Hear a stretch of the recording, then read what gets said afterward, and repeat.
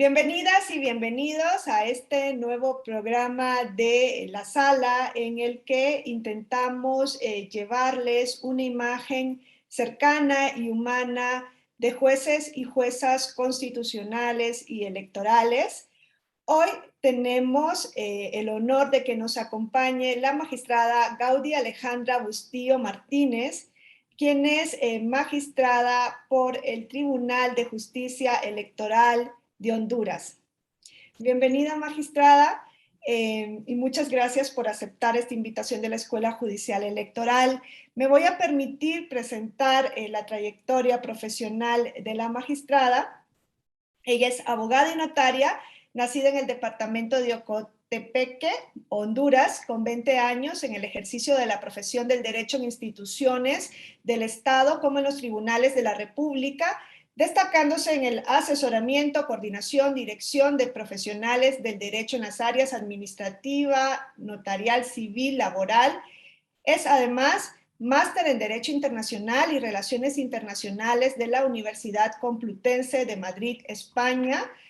Ha sido asesora del Instituto de Previsión Militar y tuvo una destacada participación en el proceso para la elección de magistraturas de la Corte Suprema de Justicia de Honduras, habiendo calificado entre las y los mejores 45 abogados y notarios de Honduras en el año 2016. La magistrada también se ha desempeñado como comisionada en el Instituto de Acceso a la Información Pública entre los años 2017 y 2019. En el ámbito académico es profesora titular de la Facultad de Ciencias Jurídicas de la Universidad Nacional Autónoma de Honduras y también coordinadora ad honorem de la Maestría en Ciencia Política y Gestión Estatal en la Facultad de Ciencias Jurídicas de la misma universidad. Cuenta con estudios de especialización en diversos ámbitos del derecho y además se ha destacado en realizar trabajos de investigación en temas relacionados con las tendencias e impacto de la inversión extranjera en Honduras, desarrollo del capítulo sobre el individuo ante el derecho internacional en una obra colectiva publicada sobre Derecho Internacional de los Derechos Humanos y en diversos artículos de revistas académicas y además ha sido expositora internacionales. A partir de septiembre de 2019 ocupa el cargo de magistrada propietaria del Tribunal de Justicia Electoral de Honduras y para ello fue nombrada por el Congreso Nacional de la República. Magistrada, nuevamente le damos la bienvenida y sobre este último tema, pues nos gustaría saber cómo funciona este Tribunal de Justicia Electoral de Honduras. Sabemos que vienen, ¿no?, de un Tribunal Supremo Electoral que asumía las funciones administrativas y jurisdiccionales en la materia y que hoy tienen un modelo bastante parecido al mexicano con un Consejo Nacional Electoral y con un Tribunal de Justicia Electoral. No sé si nos podría contar un poco más sobre este tema. Muy buenos días, doctora Wendy. Gracias. Bueno, en primer lugar, darle gracias a Dios porque Él nos da la oportunidad de estar con ustedes esta mañana y también con la Escuela Judicial Electoral del Tribunal Electoral del Poder Judicial de la Federación por invitarme a participar en este programa La Sala.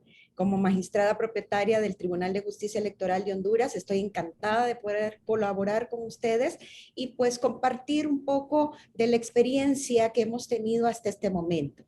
Como usted bien lo dice, nosotros somos un nuevo órgano, estamos iniciando una nueva oportunidad, una nueva era dentro del país al poder hacer un cambio sustancial en el 2018, contarle un poco de los antecedentes, de cómo llegamos a constituir el Tribunal de Justicia Electoral. Esto se da por pasado los procesos electorales anteriormente bajo las recomendaciones de la Organización de Estados Americanos y de muchos pues, organismos internacionales, observadores internacionales, se dio la idea de hacer reformas importantes a la materia electoral en nuestro país.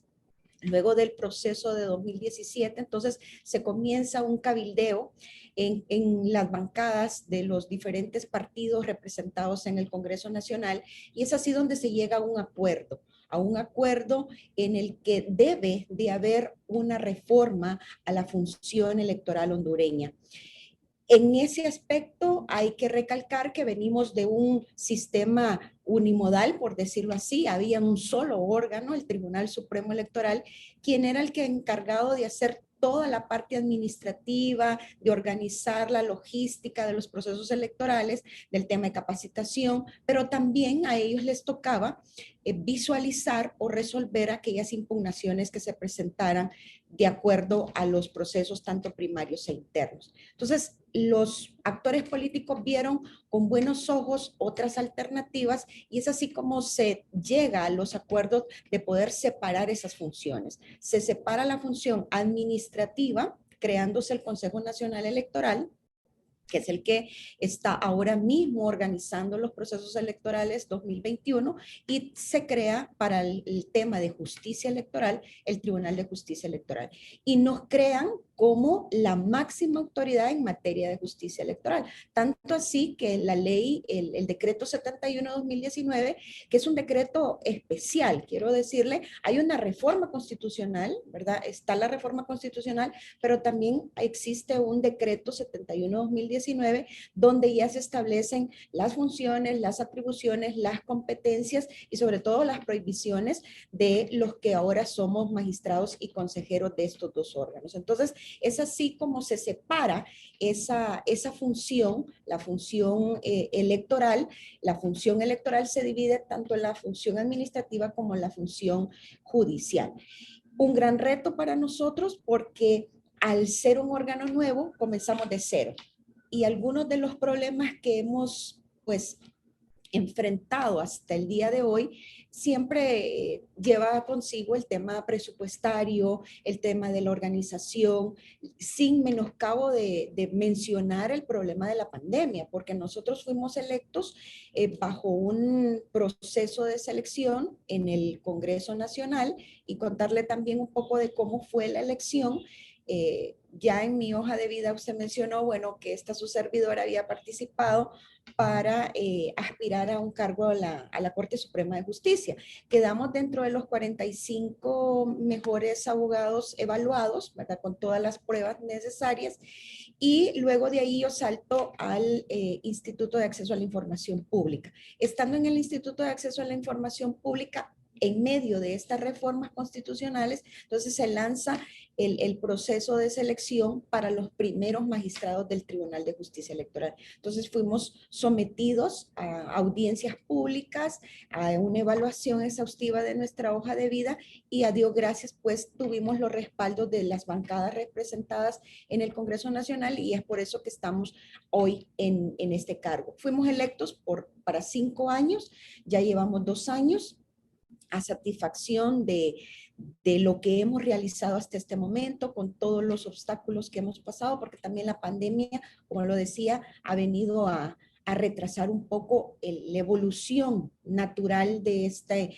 nuevo órgano electoral, pero no ha sido óbice para dar respuesta a los ciudadanos en cuanto a las acciones que han presentado en relación a la supuesta vulneración de sus derechos políticos electorales. Entonces, como pueden ver ustedes, somos un órgano nuevo, estamos compuestos 5 magistrados, 3 propietarios, 2 suplentes, dentro de los cuales estamos 2 mujeres a la cabeza y un abogado que hemos hecho equipo.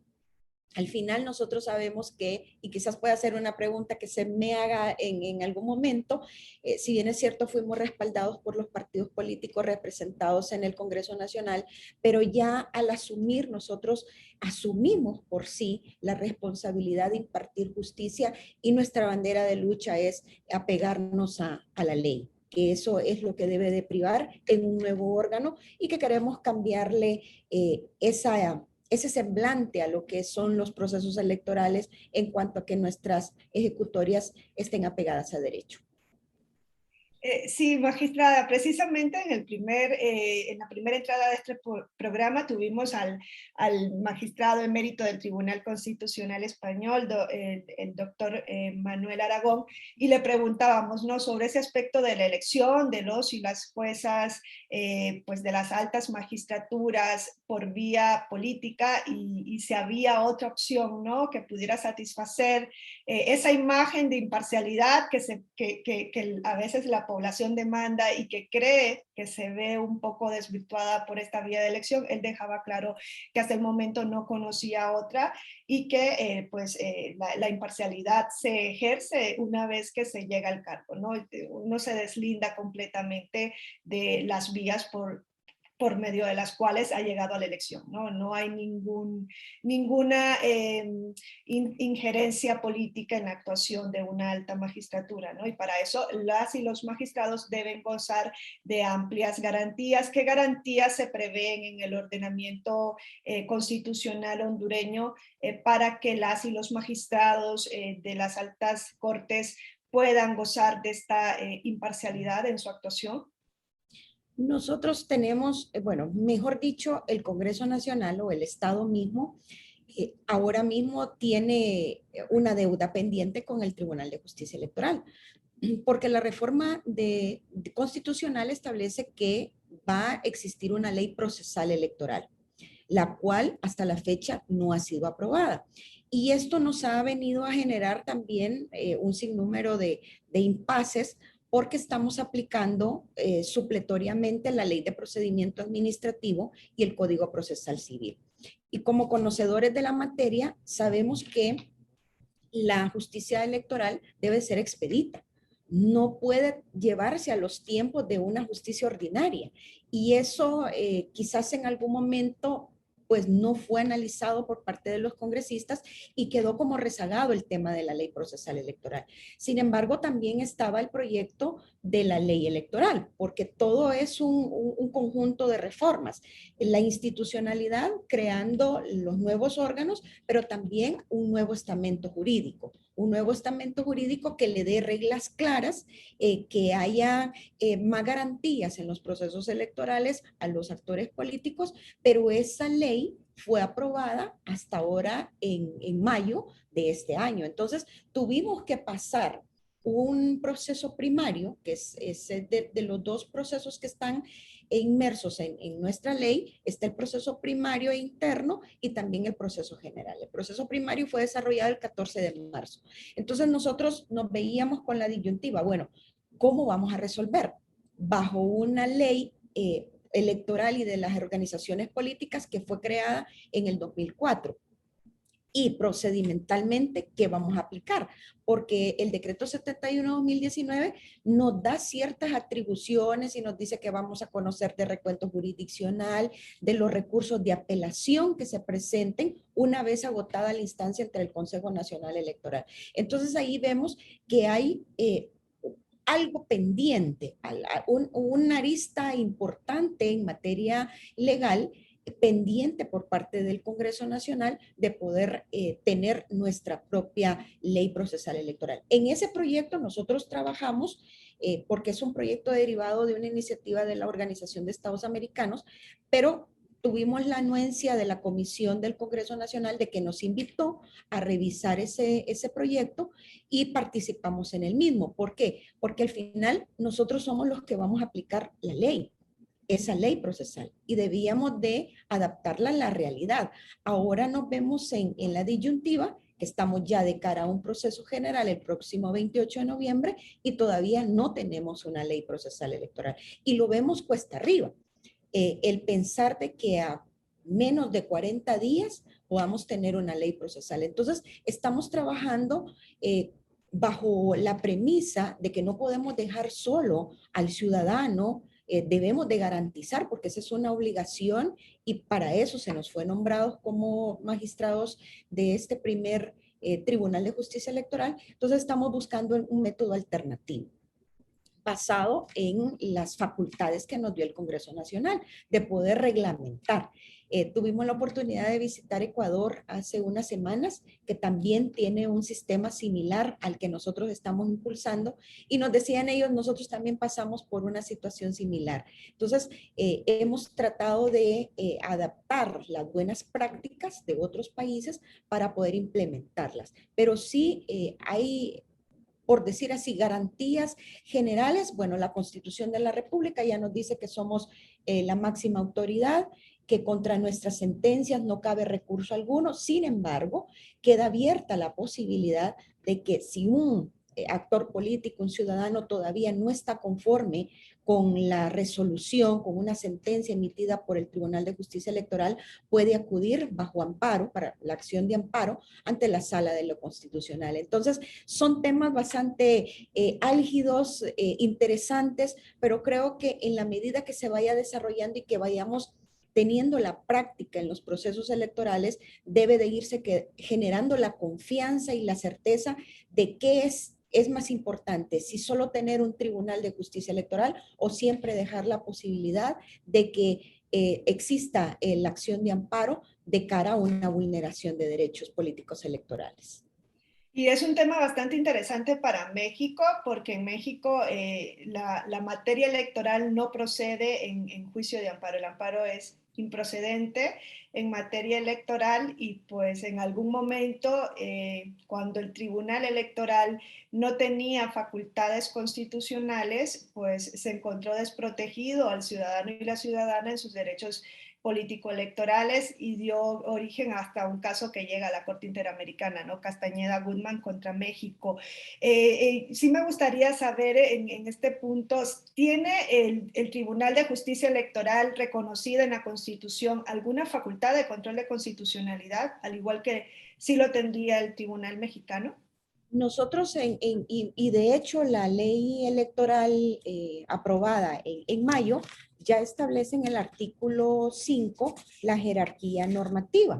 Y en ese aspecto, pues priva lo que establece la Constitución de la República, los tratados internacionales en la materia, luego la ley electoral, luego viene la ley procesal electoral, que allí tenemos también una observación nosotros porque nos dejan abajo de la ley electoral. Y si somos la máxima autoridad, deberíamos de estar o en igual condiciones con la ley electoral. Entonces, en nuestras sentencias, contarle que del resultado de las elecciones primarias realizadas el 14 de marzo, resolvimos 45 recursos de apelación. Y esos 45 recursos de apelación fueron basados bajo la Constitución de la República y sobre todo bajo los tratados internacionales. Hemos invocado el artículo 23 de la Convención Americana de Derechos Humanos, la misma Declaración Universal de los Derechos Humanos y otros instrumentos jurídicos que vienen a fortalecer nuestras decisiones, porque al final nosotros hemos considerado como Pleno de Magistrados que si existe todavía la posibilidad de que los ciudadanos puedan acudir ante una acción de amparo ante la Corte Suprema de Justicia, al ser revisadas nuestras sentencias, que esas sentencias estén bien fundamentadas y que estén apegadas a derecho. Entonces, en ese aspecto hemos sido bien cuidadosos y estamos generando jurisprudencia, y eso es interesante porque son casos pues específicos, muchos se relacionan o tienen muchas cualidades iguales, pero hay algunos que tendrán su particularidad y hay que darle el trato que se merece conforme a ley. Interesante, magistrada. Hay un punto también que me gustaría conocer para que también la audiencia lo conociera del caso de Honduras con relación a la paridad de género. Leía que hay una ley del año 2000 en el cual se estableció una ley de igualdad de oportunidades y un sistema de cuotas para el acceso de la mujer en la política, que es una cuota que ha ido en ascenso, ¿no? Si no me equivoco, 30 hasta el 40%. No obstante, veía que en la Cámara de los Diputados o en el Congreso de los Diputados solamente existe un 19.5% de mujeres. Para Honduras, en este próximo proceso electoral al que usted se ha hecho mención, ¿se prevé algún cambio en este sentido con relación a la paridad y a impulsar la participación política de la mujer? Sí, efectivamente, hay un capítulo específico en la ley electoral habla sobre la paridad, alternancia e igualdad de género. Y el artículo 72 ya nos dice ese principio. O sea, el Estado mismo reconoce el hecho de que pueda haber una participación en igualdad de condiciones entre hombres y mujeres sin discriminación alguna. Y la ley que usted menciona, pues ha sufrido también algunos cambios. Se ha logrado tener el 50% de esa participación. El tema aquí es importante analizar que muchas veces se tiene el instrumento jurídico, pero ya en la práctica es diferente. Entonces, en muchas ocasiones, como mujeres, nos toman para llenar una planilla, para rellenar una planilla, para cumplir un requisito que al final lo establece la ley, que sí, no, yo no puedo dejar de alabar estos esfuerzos que se han logrado por mujeres valientes que han elevado su voz en el país y que han logrado que poco a poco vayamos incursionando las mujeres, no solo en el ámbito político, sino que también, bueno, nosotros que estamos ahora en una magistratura, en la misma Corte Suprema de Justicia, hemos tenido ya mujeres presidentas de este alto pues órgano de justicia en el país. Entonces, todos esos espacios se van generando basados a esos esfuerzos que han hecho todas estas mujeres.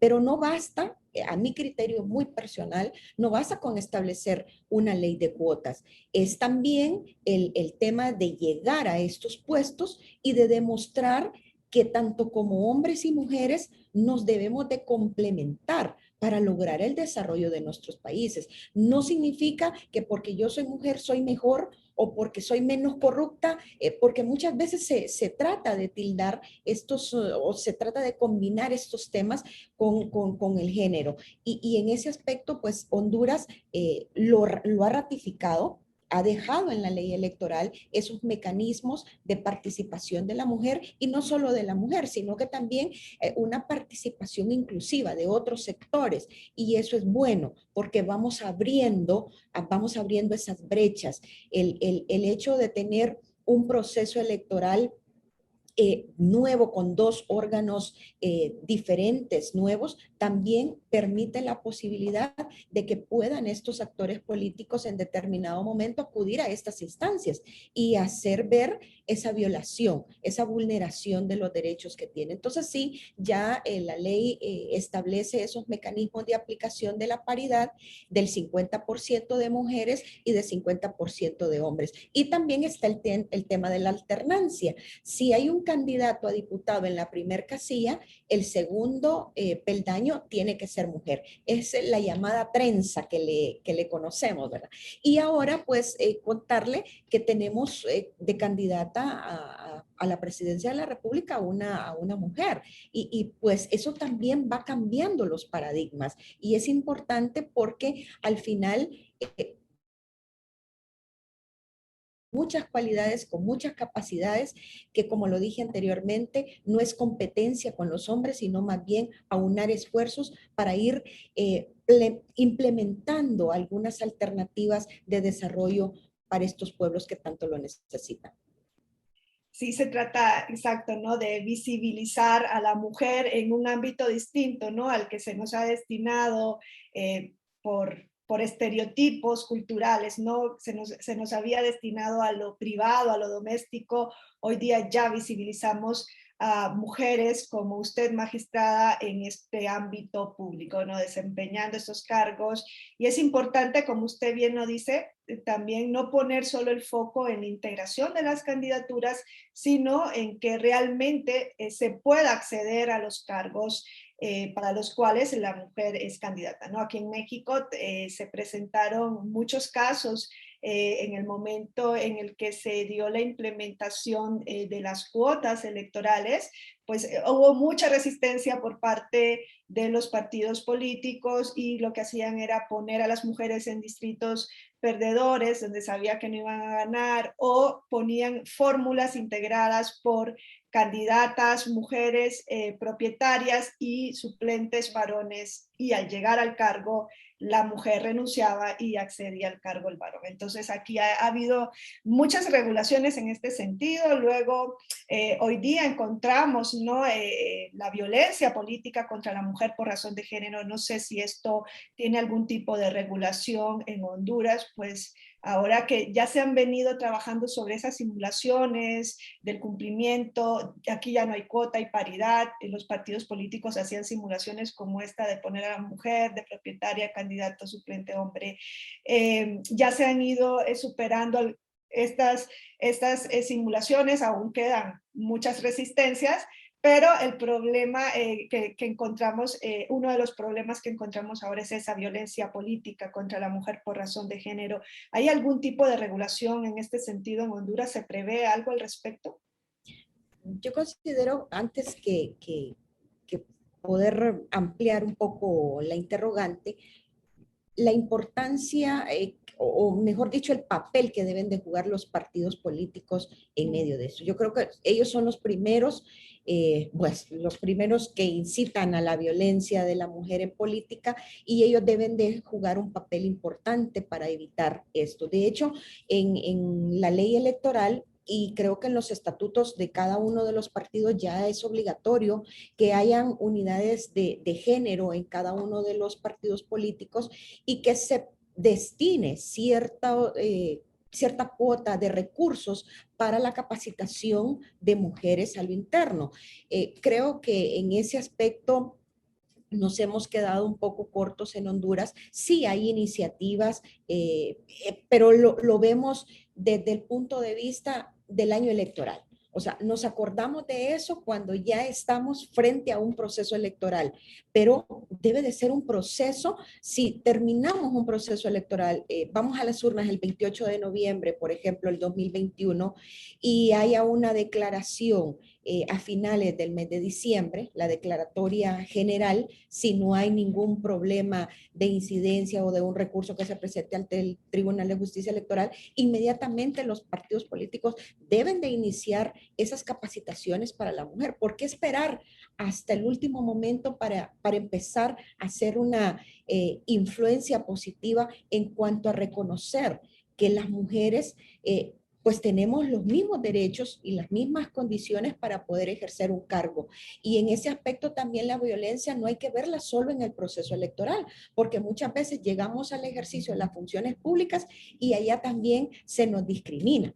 O muchas veces se nos ofrecen un salario menor al que tienen los hombres. Entonces, en ese aspecto, pues yo creo que tenemos una lucha constante por parte del grupo de mujeres en Honduras, que debemos de seguir apelando. Sé que hay, por ejemplo, estudios realizados por organizaciones internacionales en donde se supone que una de 3 mujeres puede sufrir violencia política, y muchas veces las mujeres callan por tener esa oportunidad de participar, pero no sabemos cuánto es lo que sufren o cuánto es los elementos que pasan de cara a poder lograr, digamos, un peldaño en el Congreso Nacional. Entonces ahí debemos de hacer esfuerzos contundentes como mujeres para ir evitando eso. Pero como lo digo, lo principal en esto es que los partidos políticos tengan conciencia, y ellos tienen que generar ese primer ejemplo. O sea, es decir, ellos tienen que jugar ese papel importante para que desde dentro del seno de los partidos políticos se vaya evitando. Reconozcámosle las cualidades a las mujeres, reconozcamos que juntos podemos hacer la diferencia, pero no es poniéndole encima el pie o poniéndole zancadillas, como decimos aquí en el argot popular, que vamos a lograr mejores estadios para nuestras naciones. Sí, sí, desgraciadamente sigue existiendo, ¿no? Este techo de cristal que limita el ascenso de la mujer. No sé si personalmente, ya yéndonos para culminar con esta charla, si personalmente en su ascenso, en esa carrera profesional de la cual hemos hablado al inicio, ¿no? Con su currículum vitae, usted ha tenido que enfrentarse, ¿no? También a estas barreras estructurales que limitan, ¿no? El ejercicio y el ascenso de la mujer en la profesión, más aún cuando hablamos de cargos tan importantes en el país como es el ejercicio de una magistratura de un tribunal como el que usted integra. En su experiencia personal, ¿tuvo algún tipo de vigencia, de vivencia en este sentido, ¿no? De enfrentarse a estas barreras? En forma directa, no podría decir que he enfrentado, pero sí de manera indirecta.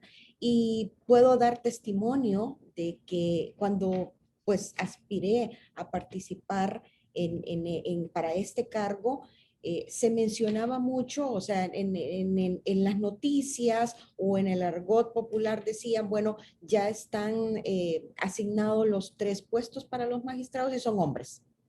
Y esa era pues la noticia que se manejaba en aquel momento. La sorpresa es que, a Dios gracias, pues tuvimos la oportunidad de que se evaluara bien nuestra hoja de vida, nuestra carrera profesional y tuvimos la simpatía, porque creo que aquí también es un tema de que si tienes la oportunidad de participar, pero también es de lograr esos consensos, porque en el Congreso Nacional están representados muchos partidos, ¿verdad? Los 3 partidos más fuertes, más los partidos pequeños, como lo denominamos aquí en nuestro país, y hay representación de todos ellos. Entonces, lograr ese consenso para que te den el visto bueno no es fácil. Y yo pienso y espero que no me hayan elegido por una cara bonita o algo por el estilo, sino que por mi capacidad, porque reconozcan que también las mujeres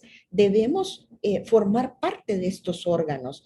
Tenemos la capacidad para poder gerenciar. Y es que la mujer tiene esa naturaleza, por naturaleza, ese aspecto de gerencia. Usted lo mencionaba, el estar en nuestras casas y dirigir o la administración de nuestros hogares no es fácil.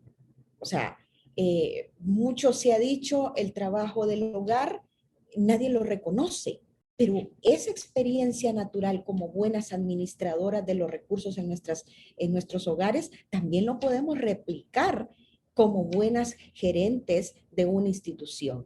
Y es solo de darnos la oportunidad. Pero sí, yo reitero que es necesario que al llegar a estos puestos, nosotros como mujeres demos el ejemplo, porque de esa manera vamos generando un ejemplo propio para otras generaciones.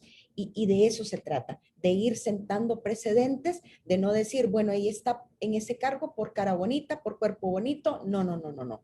Estamos aquí porque tenemos la capacidad, porque queremos a nuestros países y porque deseamos un mejor futuro para nuestras nuevas generaciones. Somos mujeres y nos enorgullecemos de ser mujeres, ¿no? Como dice Gioconda Belli, nos han hecho creer que ser mujer es una debilidad cuando todo lo contrario es una gran virtud, pero desde luego no queremos que se nos regale nada por ser mujer, sino por lo que se aboga es por igualdad de oportunidades, ¿no? De que se abandone ese estereotipo de que llegamos a un cargo, un puesto por otras cuestiones ajenas a nuestra propia capacidad. Y para esto, pues, es importante visibilizar, ¿no?, a mujeres como usted en estos altos cargos. Magistrada, si hoy tuviese la oportunidad de dirigirse a una niña que sueña con ser jueza o magistrada, o a una joven estudiante de Derecho, ¿qué le diría usted desde su experiencia? ¿Cuál sería su mensaje de vida para estas niñas y para estas jóvenes, para estas nuevas generaciones? Es una bonita pregunta. Yo creo que es un especial espacio para decir lo siguiente. Como mujeres debemos de estar orgullosas de ser mujeres, pero también es una cuestión de, de una percepción personal. Debemos de tener metas claras en nuestra vida. Y yo soy un ejemplo de ello. Siempre visualicé estar en un cargo como el que ahora estoy para poder servir a mi país, y he venido construyendo desde muy pequeña. Entonces, esos sueños se pueden lograr con perseverancia, con estudio, sobre todo actuando siempre conforme a ley, con principios, tener la posibilidad de poder brillar como mujeres. No es fácil en una sociedad machista, pero sí se puede. Pero debemos de hacerlo siempre y perdone que lo voy a mencionar, pero yo soy muy católica y digo siempre con la ayuda de Dios, pidiéndole a Dios la dirección para nuestras vidas, pero preparándonos. Hay que prepararnos en la vida, tener la oportunidad de estudiar. Si tenemos la oportunidad de estudiar, hagámoslo. Ahora tenemos la posibilidad de formarnos tanto con los medios electrónicos. Creo que la pandemia nos ha dado esa oportunidad de que no podamos ahora trasladarnos a otro país a sacar un curso, una maestría. Todo está en el Internet, pero también todo está en la disponibilidad que tengamos como mujeres. Los sueños se pueden cumplir y hay que lograrlos. Hay que ir transitando por un camino. Yo sé que el camino no es fácil, tendremos altos y bajos, pero si tenemos una meta definida, lo podemos lograr. Así que mi mensaje para una joven, una niña, es que se preparen y que como mujeres tratemos de lograr esos espacios y sobre todo contribuir con nuestro buen accionar al desarrollo de nuestros países. Exacto, valores, formación, experiencia. Esa es la imagen que nos deja magistrada Gaudí Alejandra Bustillo Ramírez.